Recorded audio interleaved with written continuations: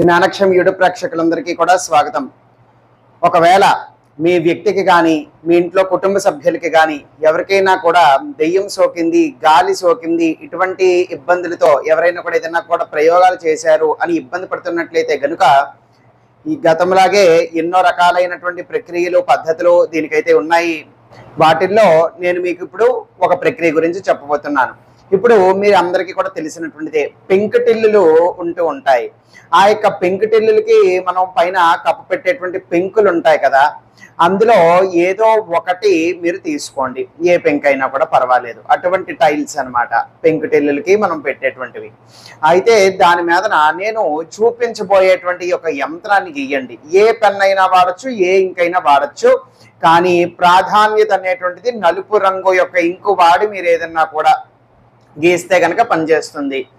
ఏ విధంగానైనా పెన్ వాడచ్చు, ఇంకు వాడచ్చు, లేకపోతే దేనితోనైనా గీస్తాము అని అంటే కూడా గీయచ్చు. చాక్ పీసో, బొగ్గో, ఏదైనా సరే.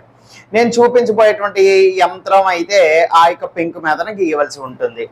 ఆ యొక్క పెంకు మీదన ఈ యొక్క యంత్రాన్ని గీసిన తర్వాత ఆ యొక్క పెంకుని కుడి చేతిలో మీరు పట్టుకుని ఆ బాధితుడు ఎవరైతే ఉన్నారో ఆ యొక్క వ్యక్తి, మన యొక్క అమ్మమ్మలు, మన యొక్క తల్లిదండ్రులు వీళ్ళు కూడా మనకి దిష్టి తీస్తారు కదా, ఇలాగ పైనుంచి కింద వరకు ఇలాగ గుండ్రంగా తిప్పుతూ ఉంటారు. తల నుంచి మన యొక్క పాదాల వరకు కూడా ఇలాగ గుండ్రంగా తిప్పుతూ ఉంటారు కదా.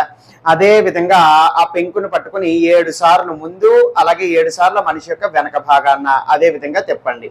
తిప్పిన తర్వాత అప్పుడు ఈ యొక్క పెంకుని కాలుతున్నటువంటి మంటల్లో వేసేయాలన్నమాట.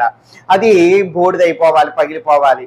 కంప్లీట్ గా పూర్తిగా అయితే అది బూడిదైపోవాలి. ఇప్పుడు ఆ యొక్క బూడిదని దూరంగా మామూలుగా తుడిచేసి చెత్తలోకి వేసేయచ్చు, లేదంటే దూరంగా ఎక్కడన్నా విసిరేస్తాము అన్నా కూడా విసిరేయచ్చు, దూరంగా తీసుకెళ్లి పారవేసేయచ్చు, ఏదైనా కూడా. ఈ విధమైన ప్రక్రియ మీరు చెయ్యొచ్చు అనమాట. ఆ యొక్క వ్యక్తికి ఒక పూటలోనే ఉపశమనం అనేటువంటిది తప్పకుండా లభిస్తుంది.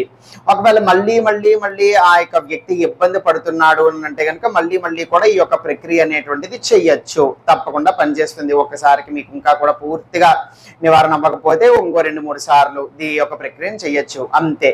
ఎటువంటి పూజలు, ఎటువంటి మంత్రసిద్ధులు, మంత్రాలు, జపాలు ఏమీ కూడా అవసరం లేదు. కేవలం ఇప్పుడు నేను చెప్పబడినటువంటి విధంగా యంత్రం గీయటం, దిష్టి తీయటం, దాన్ని కాల్ చేయటం, అంతే.